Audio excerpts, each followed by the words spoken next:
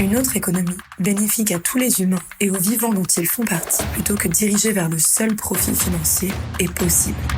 Bicorp est un mouvement qui dessine un nouveau chemin pour le monde de l'entreprise, afin qu'elle repense son rôle dans notre société. Pour cette nouvelle saison, Villa France est allée à la rencontre des entreprises labellisées Bicorp qui ont mis en place des bonnes pratiques concrètes pour faire bouger les limites de leurs secteurs et de leurs métiers. Sur les grandes thématiques d'impact au cœur des nouveaux standards de la labellisation Bicorp, elles nous inspirent pour passer à l'action. Alors, prêt à découvrir leurs bonnes pratiques ? Open Classrooms est une école en ligne qui propose des cours en accès libre et gratuit, ainsi que des programmes diplômants pour les métiers de demain comme la tech, l'IT, la pédagogie et d'autres. Société à mission et certifiée Bicorp depuis 2021, Open Classrooms s'est donné pour mission de rendre l'éducation accessible à tous et d'aider ainsi des milliers d'individus dans le monde à développer leurs compétences professionnelles. Bonjour, je m'appelle Mathieu, je suis cofondateur d'Open Classrooms et aujourd'hui je vais vous présenter une bonne pratique qu'on a mis en place pour répondre aux enjeux de diversité et d'inclusion en entreprise.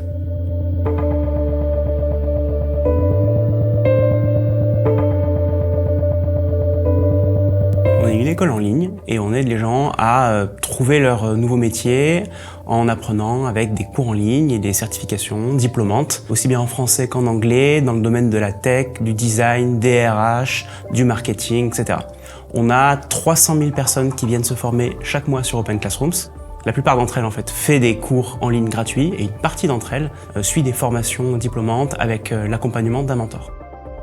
La mission d'Open Classrooms, c'est de rendre l'éducation accessible.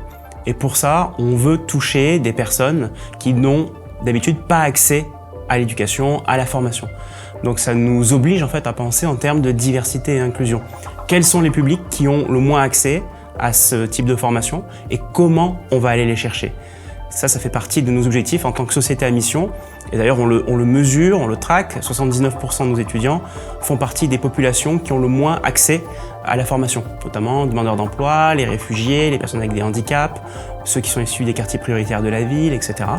Ça, c'est vraiment un focus qu'on a en tant qu'objet social de l'entreprise, j'ai envie de dire, c'est ce qu'on va chercher.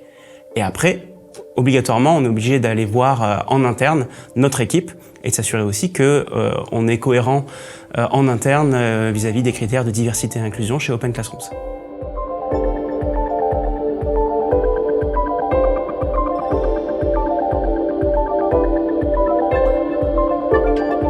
Pour mettre en place ce sondage, on a fait appel à un tiers, un prestataire qui s'appelle Mosaic RH, qui nous a permis de garantir le côté anonyme. On a un peu déporté le sondage, c'est pas nous qui l'envoyons, c'est une société qui est connue et reconnue en la matière.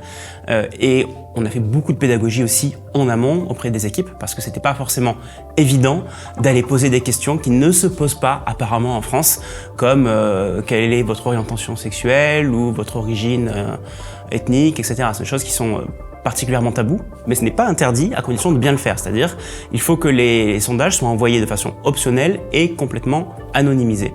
Donc on l'a mis en place, on a été très contents parce qu'on a eu 80% de taux de réponse pour le premier sondage en interne auprès des 300 salariés, c'était super.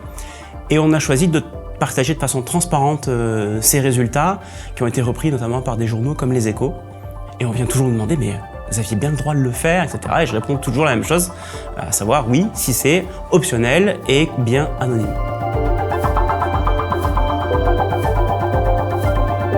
On est organisme de formation et tous nos cours sont disponibles gratuitement en ligne et sont consultés par plus de 300 000 personnes chaque mois. Donc forcément, on se dit, on a une responsabilité pour créer de la diversité ensuite en entreprise. Ce qu'on fait du coup, c'est qu'on est très sensible au rôle modèle. Nos cours sont la plupart en vidéo et on va penser à une diversité de nos enseignants, de nos professeurs, de nos experts qu'on invite dans ces cours.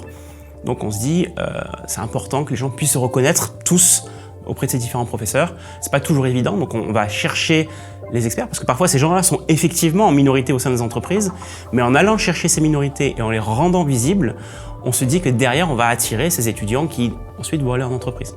Voilà pourquoi pour nous c'est important d'être proactif et de penser réellement qui on met en avant dans nos formations. On me demande souvent pourquoi on a fait ça. pourquoi on a fait des sondages diversité, inclusion, pourquoi on s'est embêté à faire ça. On le fait parce que ça me semble être la chose juste à faire en fait. Et c'est une façon pour nous de se repérer, de se situer. C'est pas une évidence pour tout le monde. Encore une fois, on a dû faire de la pédagogie au début. Il y a eu quelques réactions un peu outrées au tout début. Pas beaucoup, mais il y en a eu. Et ce qui était chouette, c'est que nous, on a une équipe bilingue, internationale, avec notamment des Américains. Et donc les Français et les Américains ont parlé entre eux. Et les Français ont découvert que les Américains le faisaient déjà depuis des années. Pour eux, c'est tout à fait normal. Et donc ça a créé aussi des échanges un peu culturels sur ces aspects de diversité. Le message que je veux faire passer aujourd'hui, c'est qu'il y a un vrai enjeu de diversité et d'inclusion dans les entreprises. On commence à en parler, mais pas assez, et on est très très loin de savoir où on en est. Pourquoi ? Parce qu'on ne le mesure pas. On n'en parle pas encore ouvertement. Donc ça reste des belles paroles générales. Je veux montrer un peu par cette expérience. Certes, Open Classroom, c'est une boîte de formation et dans la tech, mais en réalité, il y a beaucoup de choses qu'on fait qui peuvent s'appliquer à n'importe quelle entreprise, pour peu qu'on fasse preuve, de pédagogie avant. Ensuite, envoyer ce sondage qui doit bien sûr être anonyme, optionnel. Voilà, vous n'aurez pas forcément tout le monde qui répondra, mais c'est pas grave.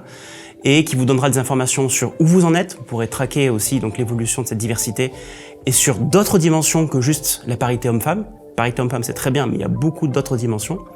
Et ensuite, vous pourrez aussi poser des questions pour comprendre à quel point les minorités se sentent accueillies ou pas, capables d'évoluer au sein de notre entreprise ou pas. Et derrière, c'est que des bénéfices.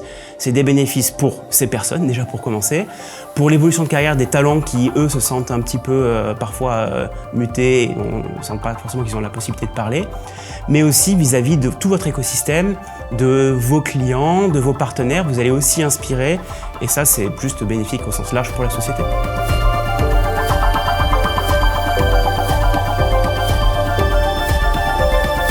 Et vous ? C'est quoi votre bonne pratique ?